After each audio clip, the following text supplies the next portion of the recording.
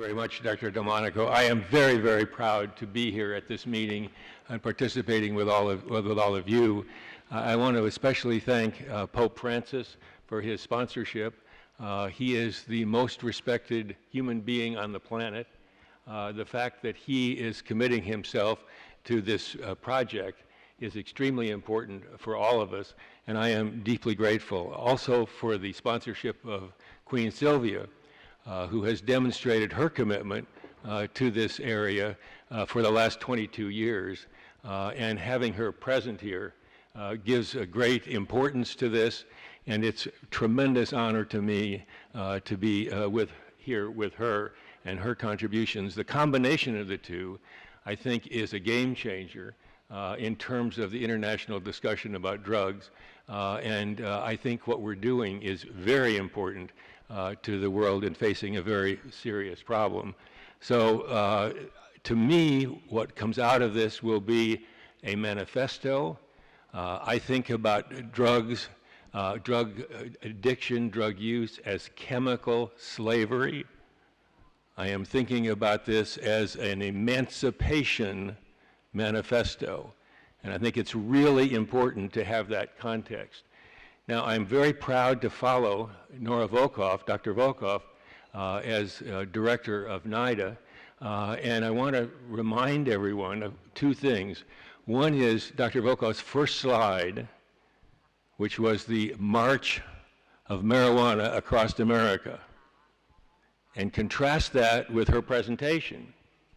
She has not just started to say these things here at this meeting. She's been saying them all along.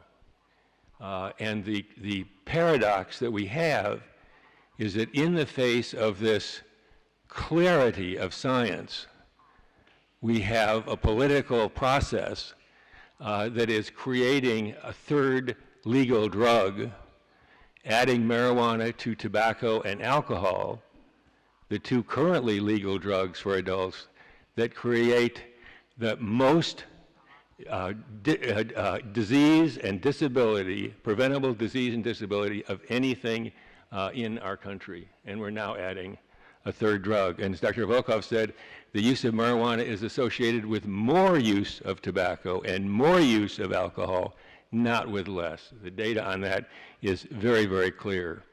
Now I want to back up with my time to think more broadly, not about marijuana, but about drug use itself. And what is it that makes a drug, and what is it that makes a drug problem? So we can be clear about what we're talking about. Dr. Volkoff is appropriately focused on the brain, and particularly on the concept of brain reward. A drug is a chemical that stimulates brain reward at a higher level than natural rewards. That's it. It's not a brain-affecting drug, because there are many brain-affecting drugs that are not drugs of abuse. Take a drug like Prozac or an antidepressant. But there is a smaller number of chemicals that have a precise effect on brain reward. And as Dr. Ferrari said yesterday, there's a long history of people recognizing and using brain rewarding chemicals. So we could say this is an old problem, but it isn't an old problem. And it isn't an old problem because people previously did not have access to these drugs in high potency by powerful routes of administration in large exposures in the population. That is as new as the computer. The modern drug epidemic is not like what happened before. It is something quite new. It started in earnest in the 1960s, and it has continued to evolve in very powerful and dramatic ways. It is no way stable. When people talk about, they say the war on drugs has failed, our previous approaches have failed, what they mean is we still have a problem. What is unarticulated is what is the potential risk of this problem in the population. In other words, how do you relate what we have now to what is the potential. And I am a psychiatrist. I study mental disorders.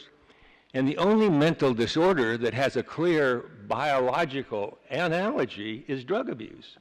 You heard from Dr. Volkoff studying of animals and how they react, their brains, to drugs. We can study that and learn a great deal about drugs in that way.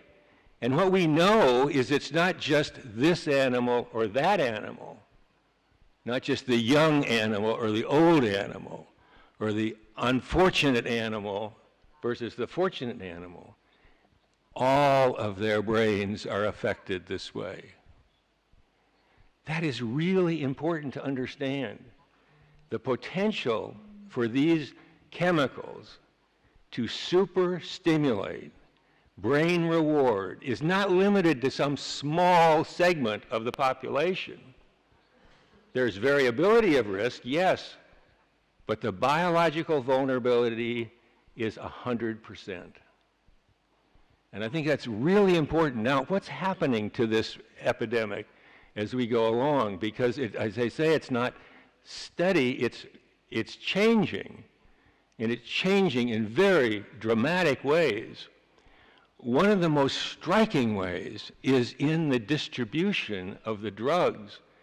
The old model of agriculturally produced products produced by criminals in inner cities with guns is giving way to a modern distribution system that brings drugs to people's doors anonymously,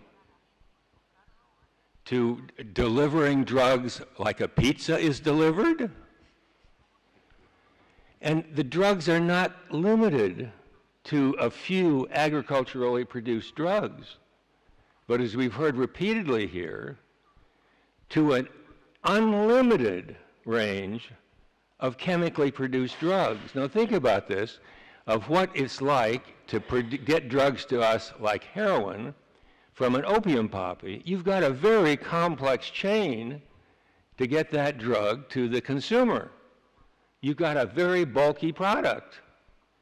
Now think about a portable chemistry laboratory that can produce drugs 100 times more potent.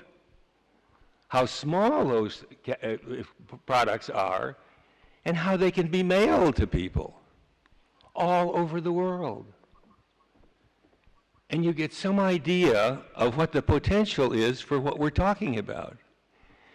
Now, it's easy to think about the fact that it's a crazy thing to take drugs. Why would anyone do that? And I was talking about this yesterday about the risk of overdoses of heroin addiction. Nobody starts using drugs to become an addict. They start using drugs because they like the feelings the drugs produce. And I'm going to call it the seduction process, leads from that relatively innocent, relatively harm-free experience into what I call chemical slavery. And it is very striking to see the degradation of the human soul that goes on with drug abuse.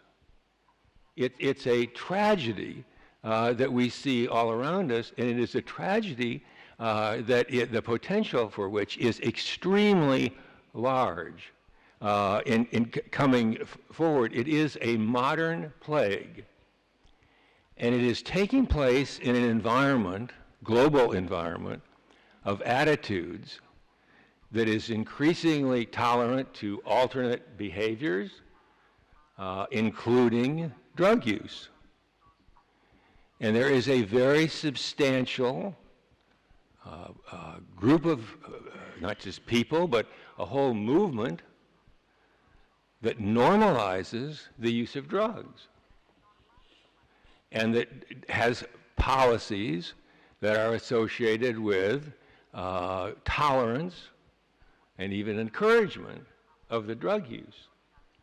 And so we've got this emerging cornucopia of chemicals in an environment that is more and more tolerant of the drugs. And there is a war going on about how you think about that. What do you do about that?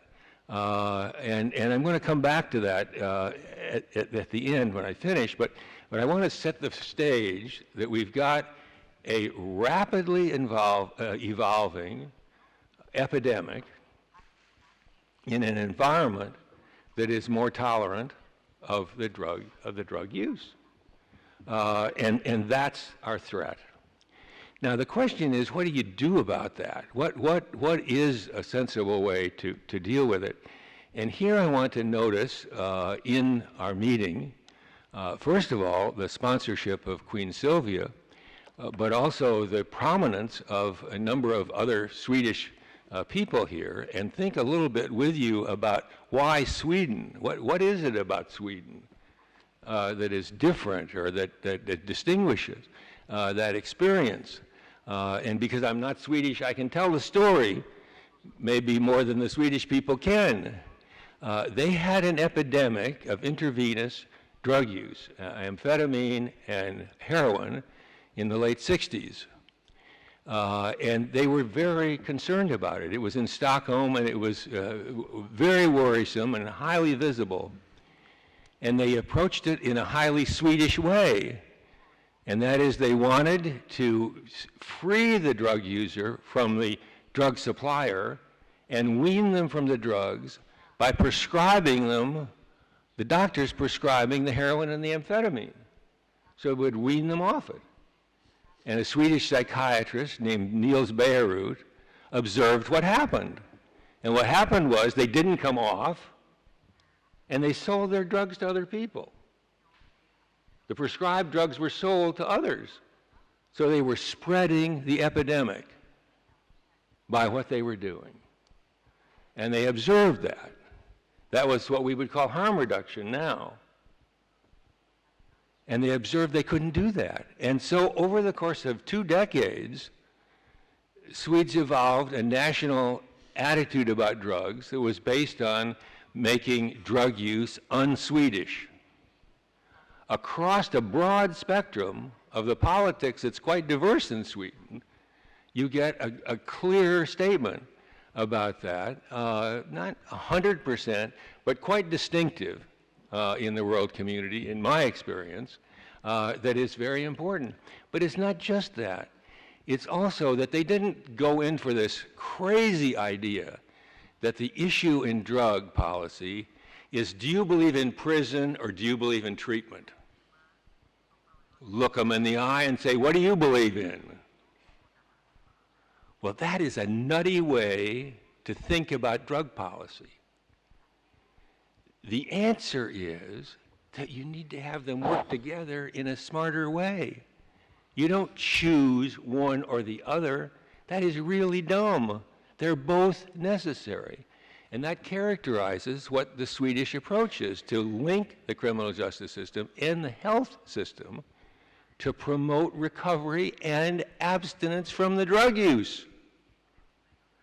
That's very important to understand that. It's not either or, it's both and that's also true in the United States and elsewhere with our drug court movement and other ways of using the leverage of the criminal justice system to promote recovery. When I left my training at the Harvard Medical School at NIH, I went to work in the Department of Corrections in the Washington, our national capital, because I cared about the people in the prison, not because I wanted to punish them. I wanted to help them.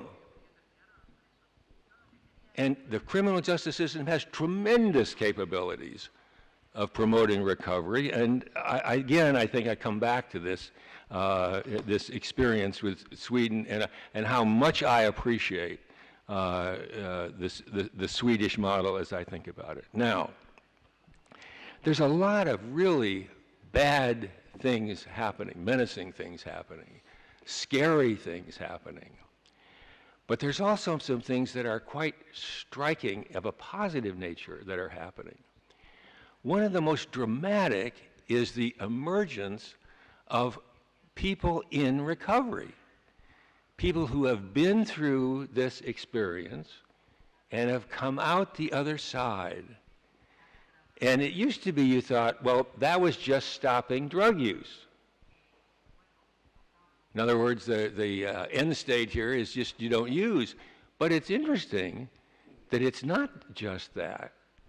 The people who have been through this are different people because of what they've been through and how they've done it.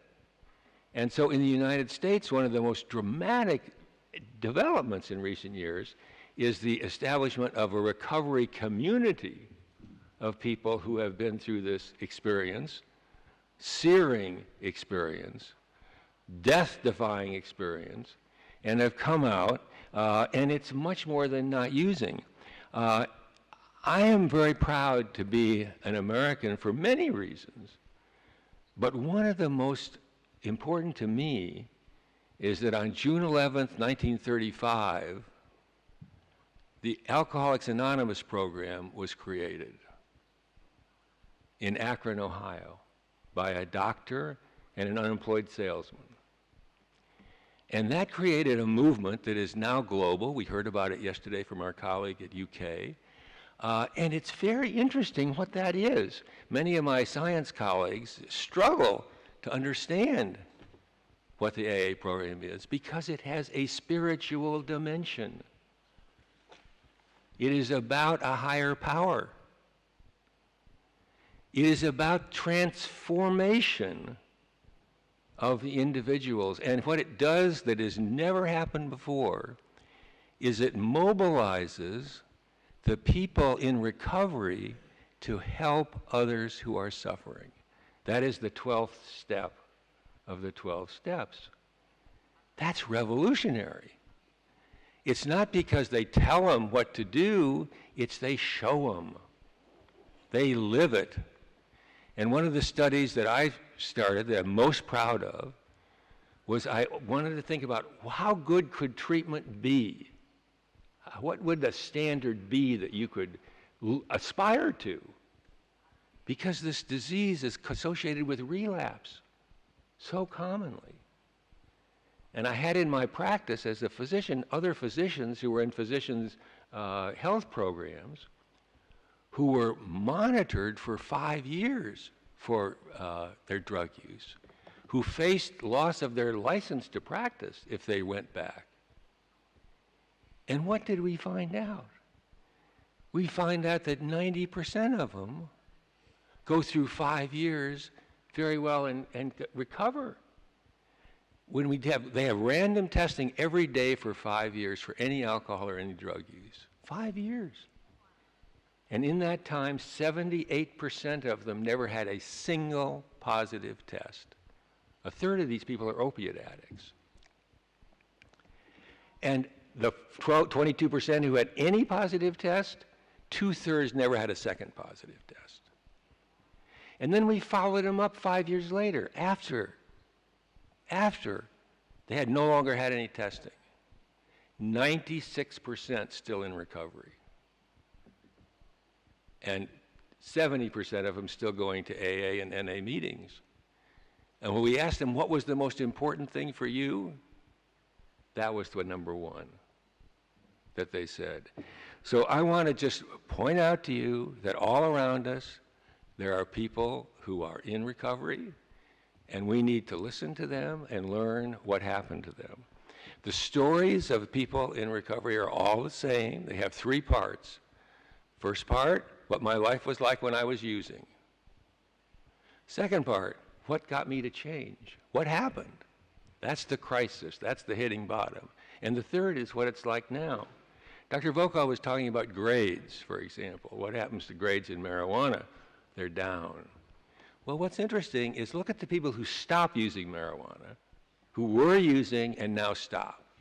And in American colleges now, we have recovery campuses. We have recovery homes in the country.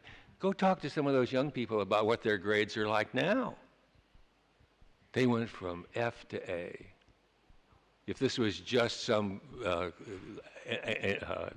incidental connection, you wouldn't see that change. But that is very important. Now, what I hope to have come out of this, let me just be very clear about it. I think the most important thing we can come out of this is to pick up where Queen Sylvia focuses on youth, and to articulate that the goal for youth is no use of alcohol, tobacco, marijuana, and other drugs. That is in the interest of protecting adolescent brains, and that's in the interest of young people for the rest of their lives. Adults is a different issue, but of youth, I think there is no argument that using any of those substances is in the interest of the youth. Does that mean we don't deal with youth who do use? No. We tell all youth, wear a seatbelt. We know some don't wear seatbelts. We don't hate them. We care for them if they don't wear seatbelts. But we want them to know what the health standard is. We can't do any less than that about drugs. Another thing that's very clear to me is that the UN conventions are extremely important to drug policy. They represent a collective judgment that is extremely useful and positive. And it is no doubt that those conventions are in the crosshairs of the opponents of a drug-free policy. It's extremely important that we focus on youth and the no use. It's extremely important that we validate the UN treaties and their standard. And what do? It's pretty simple. They separate medical use from non-medical use. Medical use is permitted in a controlled system, as we've seen with opiates in the United States. Just being medical doesn't solve the problem and eliminate the risk, but at least you've got some control there. And they separate that from non-medical use, and non-medical use is prohibited, and the criminal law is imposed on sale and use. Now, criminal law does not mean you have to send somebody to jail, but it does say that it's prohibited. And of the UN treaties, as Queen Sylvia said, one of the most important is the UN Treaty on the Rights of the Child, that said all the treaty signers have an obligation to protect children from drug sale and drug use. That's really important that we come out of this. Now, the final thing I want to say about what we go with the manifesto, that has to do with treatment. I have spent my life in addiction treatment. I want you to know that what we're calling now treatment in this world is short-term. It's usually weeks. It may be months. It could be a year. But the disease is for a lifetime. So we've got a short-term treatment and a long-term problem. This is a problem. And when people say evidence-based treatment, what do they mean? What they mean is while the person takes that medicine, like buprenorphine or methadone or naltrexone, they're using less drugs than they were when they weren't taking it. That's the evidence. The average duration of treatment, people for buprenorphine is 3 to 6 months. For methadone, it's 6 to 9 months. What about that duration? When they go off, they go right back to the drug. I think it's really important to be able to articulate in our manifesto that the goal of treatment is sustained recovery. That's what the physicians have, stable recovery. And I believe all treatments should be evaluated on how well they produce sustained recovery. And if treatments were held to that standard and evaluated in that way, we would be able to improve treatments because they'd have a standard to go to, and the public would have a way of assessing what the likely outcome is from the treatment. And right now, the expected outcome of treatment is relapse. And that is not good. We need to be honest, I think, about that and say we've got a ways to go to get where we want to go. Well, I am, again, want to reiterate that we need to build on the UN treaties. We need to make clear the difference of medical and non-medical use, and very interesting that people on the other side of this argument want to blur that distinction. They call it self-medication when people are using drugs, just exactly to confuse that. I want to reinforce again, especially the Article 33 of the rights of the child, and I want to reinforce the fact that this is a foundation of human rights and also a project to protect the brain from the brain abuse that is recreational pharmacology. That is a problem by definition that we need to be able to identify. And I want to emphasize again the fact that the sponsorship we have is extremely important to getting this message across. I think the fact that Pope Francis is committing himself to this is extremely important, and again, Queen Sylvia's support for this is extremely important to carrying the message and going forward. And then in the last, I would say this, that I think it's important that this meeting not be the end of a process. I think this is the start of something, the way I think about it. And it has to do with changing the way the world thinks about drugs and thinks about where we're going. And it isn't back to the idea that we're for health or we're for law enforcement. It's about using the full range of our societies to promote, especially for youth, this drug-free standard, and for people in treatment, the goal of long-term recovery. And I'm excited about that, and I'm very happy to be part of it with all of you, and I look forward to continuing this and making, as I say, this is the beginning and not the end. Thank you very much.